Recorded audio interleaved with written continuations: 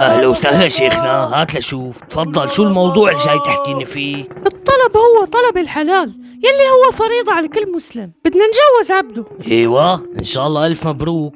والله بحق له، جوزوه سيدي جوزوه. وين المشكلة؟ ما في لا مشكلة ولا خرا.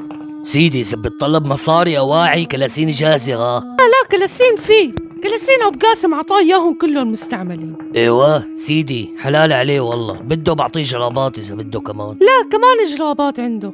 عم بقول والله اني ابو حاتم انت عندك كتير مزوز. ادي كلامك مزبوط شيخنا، انا عندي حريمات بس مالي متقل بلقمتن وبنوب. ايوه، وكل يوم بجيب لهم اندومي وفطاير، ومن اشهى الاكل ومن احلى ما يكون.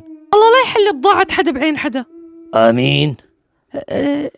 بدنا موافقتك يا ابو حاتم. على شو طيب؟ ابو شهاب بعتني لاطلب طلقة من بناتك لبرميل الخرا تبع ابو قاسم. مثل ما توقعت. ايوه، وابو شهاب متكفل بكل جوازته، والسعر اللي بتطلبه بالبضاعة بيدفعون، وكمان رح يستأجر له تواليت على قده، رح يجيب له معلبات بين ومرتديلا وهالشغلات كلها، ورح يجيب له عطر ومعطر جو مشان ريحته اللي بتخري. بقى شو قلت يا ابو حاتم؟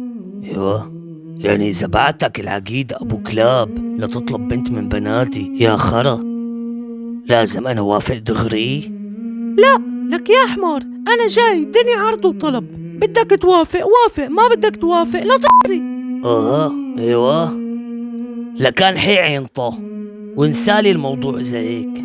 بس يا ابو حاتم الزلمه حلق ودفع اجار حلاقي والله مو ظابطه. سيدي انا بعطيه جاب الحلاوي حلا عن وبعطيه كمان 3 اناني درام. خلص فهمنا كل خرا.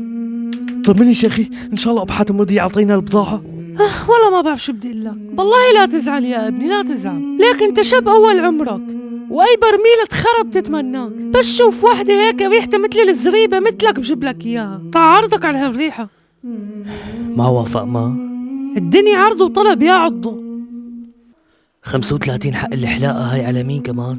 رح يعوضك هو، وبده يجيب لك عطر كمان، ورح دور لك على وحده لتفضى فيك. صحيح شو رايك بحمار الايد عشري؟ كتر خيرك شيخي، كتر خيرك، لا تشوف لحدا. غصب عني لكان يا عبدو، يا عيب الشوم عليك، والله نزلت من عيني. وهداك العقيد التاني ابو خرا بده يجوز وغصب عني كمان. ليش العرصة شو ماسك علي حتى هيك يعمل؟ ليش ما بيعرفني اني كنت العب كاراتيه؟ اذا بخبطه بوكس بجيب اسنانه بالارض. بعدين كمان لازم جوزهم هدول حرام، وحرام لإلي كمان. ما عاد لحقت لا اندومي ولا سردين، العامة بقلبن شلون بياكلوا مثل الجمل.